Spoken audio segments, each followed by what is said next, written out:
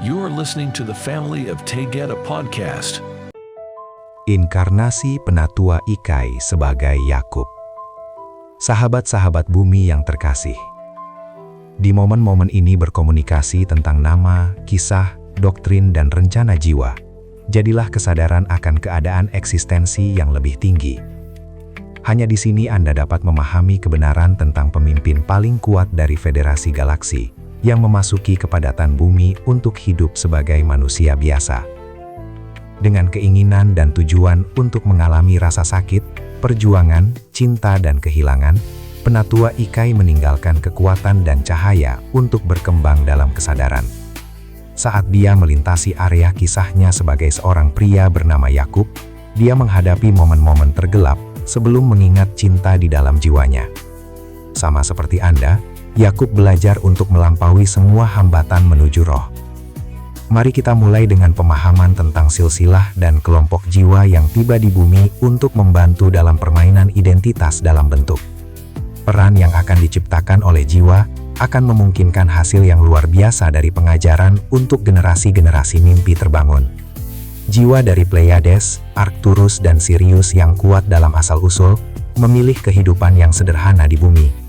Dari silsilah yang dimodifikasi dari Ophiuchus Leo menjadi jiwa cahaya sebagai anggota Federasi Galaksi, semua memperoleh pelajaran dengan perluasan cahaya. Yakub lahir sebagai kembar.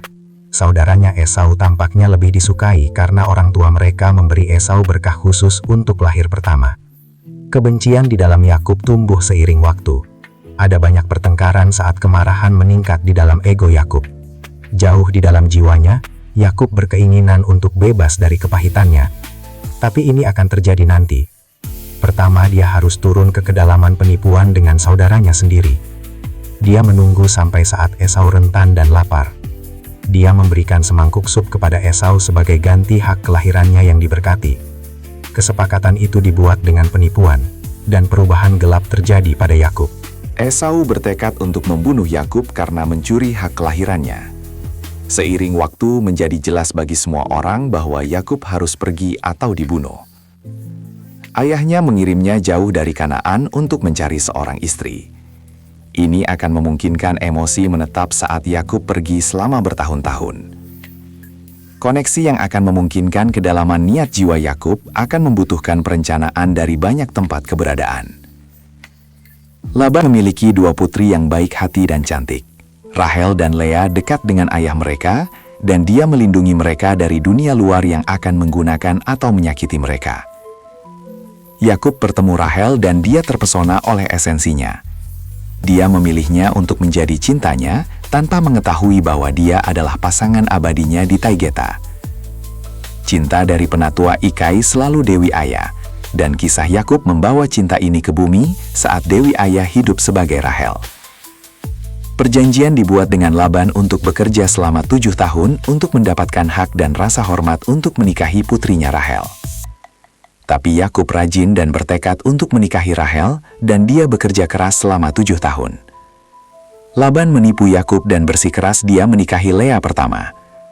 Yakub setuju untuk menikahi Lea dengan janji menikahi Rahel dalam 7 tahun lagi.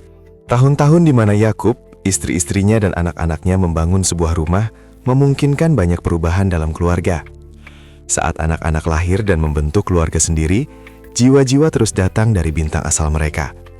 Jiwa-jiwa ini adalah warisan dari suku-suku Israel. Yakub akan berubah di dalam saat seorang teman dari alam yang lebih tinggi akan kunjungi. Malaikat Agung Michael selalu mengawasi temannya Penatua Ikai. Kunjungannya akan mengubah segalanya. Saat Yakub duduk sendirian di puncak bukit di malam hari, Malaikat Agung Michael memanifestasikan diri sebagai temannya. Mereka duduk dan berbicara selama berjam-jam saat kepahitan dari tahun-tahun tumpah keluar dari Yakub.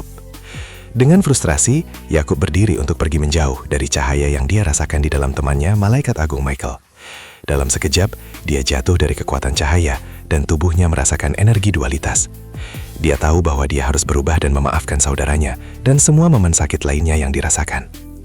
Di saat mengingat cahaya dari jiwanya sendiri, Malaikat Agung Michael memberitahu Yakub bahwa namanya akan jadi Israel, yang berarti biarkan Tuhan menang. Dia menjelaskan bahwa anak-anaknya akan memimpin dalam penciptaan suku-suku untuk memulihkan area di mana orang akan berkembang. Yakub berbagi mimpi dengan Malaikat Agung Michael tentang tangga yang menuju alam yang lebih tinggi. Malaikat Agung Michael menjelaskan bahwa Yakub menerima pesan dari teman-teman yang tidak dia ingat. Tangga itu simbolis dari kepadatan dan dimensi, dan Yakub memahaminya. Dalam kilasan cahaya, Malaikat Agung Michael pergi. Yakub berjalan dengan pincang selama 150 tahun di bumi. Dia tersenyum di dalam karena dia bebas. Tubuhnya bisa disembuhkan dengan frekuensi dari Malaikat Agung Michael yang sangat mencintainya. Tapi pincang itu akan bermanfaat baginya sebagai pengingat untuk melampaui semuanya ke roh. Jiwanya memahaminya dengan baik. Yakub kembali ke rumah untuk rekonsiliasi dengan Esau. Perasaan memaafkan itu saling salang saat jiwa mereka mengingat kedamaian di dalam. Yakub adalah seorang pria yang berubah. Dia mulai bermeditasi dan menyelaraskan dengan jiwanya.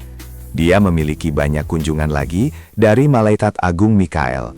Mereka berbicara sebagai teman cahaya tak terbatas sejak momen penciptaan mereka. Tapi untuk sekarang, mereka hidup sebagai malaikat agung dan seorang manusia. Yakub meninggalkan tubuhnya setelah hampir 150 tahun. Rachel ada di sisinya. Dilaporkan dalam sejarah bahwa dia meninggal jauh kemudian. Tapi dia memilih untuk meninggalkan tubuhnya dalam beberapa saat. Sebagai Dewi Ayah, dia menggenggam tangan penatua Ikai. Eneke Maea, aku sangat mencintaimu, Laka.